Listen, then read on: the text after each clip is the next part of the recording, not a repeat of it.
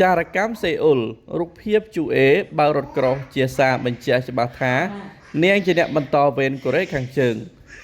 ភ្នាក់ងារចារកម្មកូរ៉េខាងត្បូងបានទម្លាយព័ត៌មានថ្មីនេះនាថ្ងៃទី6 ខែមេសានេះថាកូនស្រីជំទង់របស់លោកគឹមចុងអ៊ុនដែលគេស្គាល់ថាគឹមជូអេប្រហែលជាត្រូវបានជ្រើសរើសជាផ្លូវការដើម្បីឡើងស្នងតំណែងបន្តពីឪពុករបស់នាងហើយ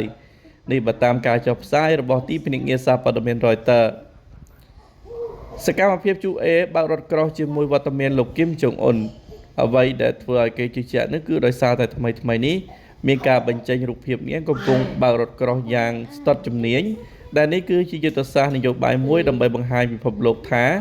ទោះបីជាអ្នកបន្តវេនជាស្ត្រីក៏មានសមត្ថភាពខ្ពស់ខាងផ្នែកយោធាមិនចាញ់បរិះឡើយភ្នាក់ងារចារកម្មបានបញ្យល់ប្រាប់សមាជិកសភាកូរ៉េខាងត្បូងថាការសន្និដ្ឋាននេះមិនមែនជារឿងស្មាននោះទេប៉ុន្តែវាផ្អែកលើព័ត៌មានច្បាស់ការដែលពួកគេប្រមូលបានរូបភាពដែលប្រព័ន្ធផ្សព្វផ្សាយកូរ៉េខាងជើងបានចុះផ្សាយមិនត្រឹមតែបង្ហាញពីការបើកបររថក្រោះប៉ុណ្ណោះទេប៉ុន្តែថែមទាំងមានសកម្មភាពនាងកាន់កំភ្លើងបាញ់នៅទីលានវឹកហាត់ថែមទៀតផងសកម្មភាពទាំងនេះគឺធ្វើឡើងតាមលំអានរបស់លោកគឹមចុងអ៊ុនកាលពីជាង10ឆ្នាំមុននៅពេលដែលលោកឪពុករបស់លោកត្រៀមលក្ខណៈឲ្យឡើងកាន់អំណាចដូចគ្នាកូនស្រីដែលមានវ័យប្រហែល13ឆ្នាំរូបនេះបានបង្ហាញខ្លួនកាន់តែញឹកញាប់នៅក្នុងព្រឹត្តិការណ៍ការពារជាតិសំខាន់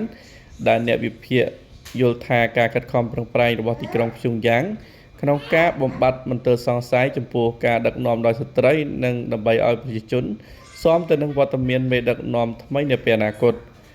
បច្ចុប្បន្នគេសង្កេតឃើញថានាងត្រូវបានគេផ្ដល់កិត្តិយសនិងចាត់ទុកជាអ្នកដែលមានអំណាចខ្លាំងបំផុតលំដាប់ទី2នៅក្នុងប្រទេសទៅហើយទោះបីយ៉ាងណាក៏ដោយក៏នៅមានអ្នកជំនាញមួយចំនួនយល់ឃើញថាយើងពុំទាន់អាចសន្និដ្ឋានបាន 100% ភ្លាមនោះទេដោយសារតែពេលបង្ហាញខ្លួននាងតែងតែនៅក្បែរឪពុករបស់នាងជានិច្ចមិនទាន់ចុះធ្វើការម្នាក់ឯងដោយការលោកគឹមចុងអ៊ុននៅក្មេងនោះឡើយ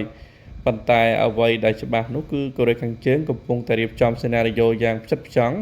ដើម្បីធានាថាអំណាចនៃតកូលគឹមនៅតែបន្តទៅមុខដោយគ្មានការរអាក់រអួល